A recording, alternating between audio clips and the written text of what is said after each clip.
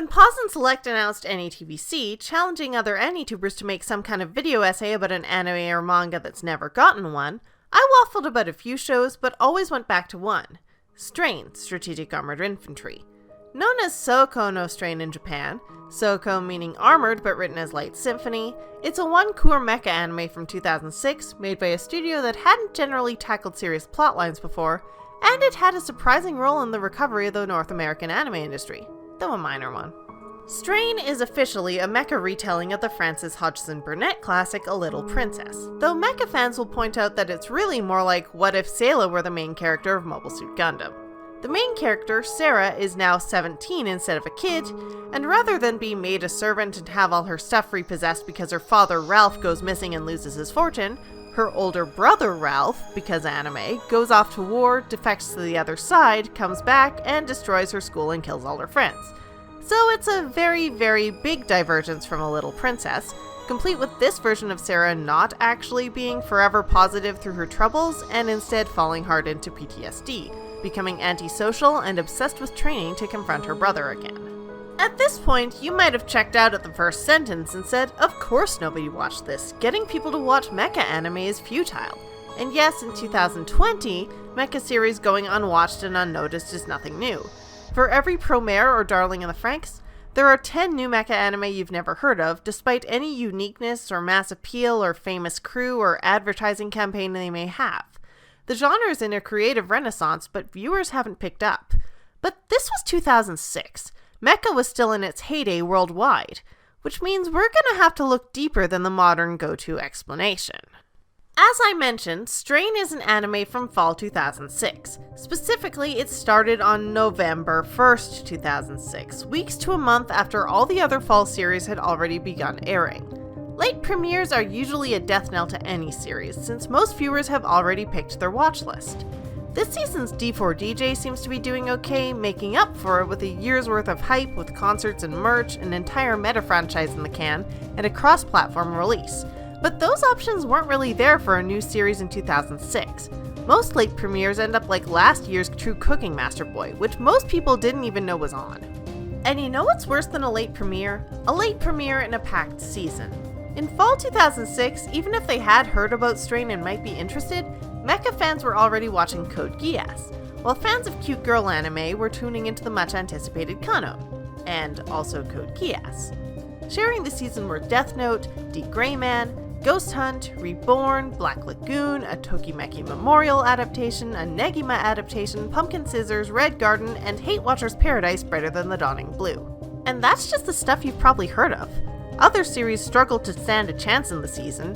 Happiness was a meme for a while, but that's it. And Strain already had a major disadvantage. On top of that, it got preempted multiple times, first for a tennis tournament, and then for the early premiere of another show you probably haven't heard of, Rocket Girls. So Strain sputtered and died in the public eye in 2006, but then it got licensed by Funimation in 2008. At that time, it was normal for anime to wait months or even years to be licensed, if it ever was. The North American anime boom had just crashed, and even when it was alive and well, we were waiting on delayed official releases.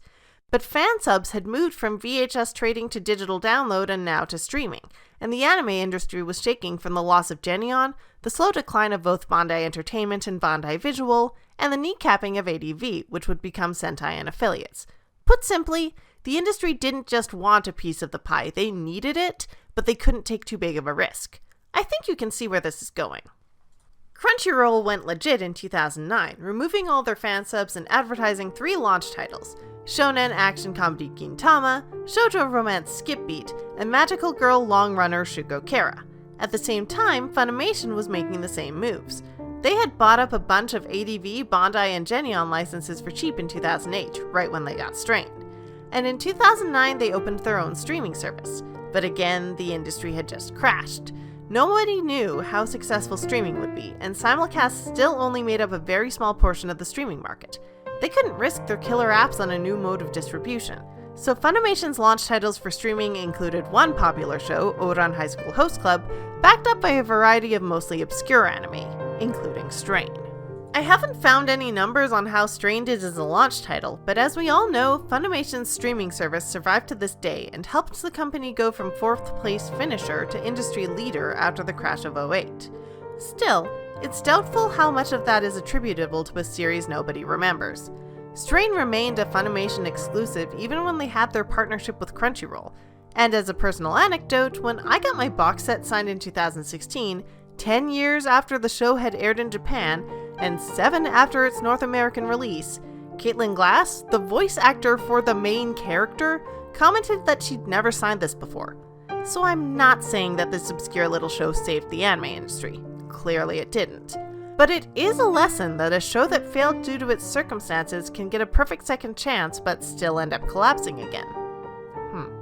Maybe a Little Princess adaptations are just cursed to have that happen. And as much as we loved Ouran back in the day, it didn't carry the streaming launch alone. I've always had a soft spot for Strain as a series.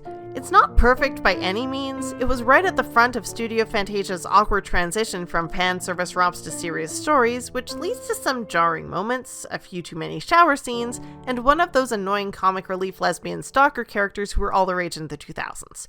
But to 18-year-old me, it was something I'd never seen before and a reintroduction to a genre I'd unfairly dismissed for too long. There are lots of anime that have their place in history but don't get the recognition that comes with it, and Strain is just one of them. Let me know in the comments which forgotten series you wish had more fans. This is Secret Identity Studio, and Mech is not dead. It's just hiding. At least they made figures for this series, which is more than the poor Grand Bell fanbase can say.